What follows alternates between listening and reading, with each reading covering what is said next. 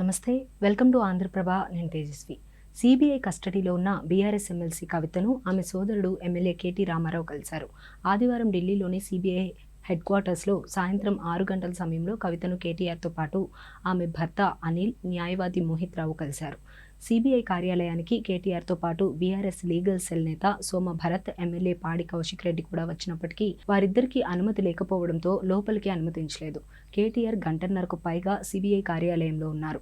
సోమవారం ఉదయం 10 గంటలకు కవిత సిబిఐ కస్టడీ ముగుస్తోంది. కస్టడీలో భాగంగా ప్రతిరోజు సాయంత్రం 6 గంటల నుంచి 7 గంటల మధ్య గంట పాటు ఇద్దరు కుటుంబ సభ్యులు, న్యాయవాది, వ్యక్తిగత సహాయకుడిని కలిసేందుకు కోర్టు అనుమతించింది. వారిలో భర్త అనిల్, సోదరుడు కేటీఆర్, న్యాయవాది మోహిత్ రావు, పిఏ శరత్ చంద్ర ఉన్నారు. కవితను కలిసేందుకు ఆదివారం ఉదయం హైదరాబాద్ నుంచి బయలుదేరిన కేటీఆర్ మధ్యాహ్నం సుప్రీంకోర్టు న్యాయవాదులతో సమావేశమైనట్టు తెలిసింది. కవితతో భేటీ అనంతరం కూడా మరోసారి న్యాయవాదులతో మంతనాలు సాగించినట్లు సమాచారం. ఢిల్లీ మద్యం పాలసీ అక్రమాల కేసులో కవితను తొలుత ఈడీ అరెస్ట్ చేయగా తాజాగా సిబిఐ అరెస్ట్ చేసింది. ఈడీ కేసులో దాఖలు చేసిన బెయిల్ పిటిషన్ మంగళవారం విచారణకు రానుంది. ఇప్పుడు సిబిఐ కూడా అరెస్ట్ చేయడంతో ఈ కేసులోనూ బెయిల్ పిటిషన్ దాఖలు చేసేందుకు సన్నాహాలు చేస్తున్నారు.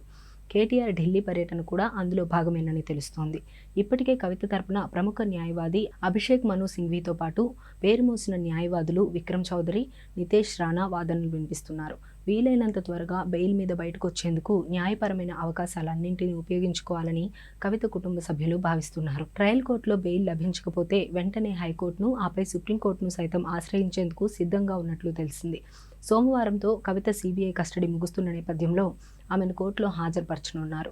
విచారణకు సహకరించడం లేదని ఆరోపిస్తూ ఆమెను అరెస్ట్ చేసి కస్టడీలోకి తీసుకున్న సిబిఐ మరికొన్నాళ్లు కస్టడీ పొడిగించాలని కోరుతుందా, లేక జ్యుడిషియల్ రిమాండ్కు పంపించాల్సిందిగా కోర్టును కోరుతుందా అన్నది సోమవారం తేలనుంది. రాజకీయ దురుద్దేశాలతో ఢిల్లీ మద్యం పాలసీ అక్రమాల కేసులో తనను ఇరికించారని కవిత ఆరోపిస్తున్నారు. ఆమెను కోర్టుకు హాజరుపరుస్తున్న ప్రతి సందర్భంలో మీడియాతో మాట్లాడుతూ ఇది ఒక తప్పుడు కేసు, కల్పిత కేసు అని చెబుతున్నారు.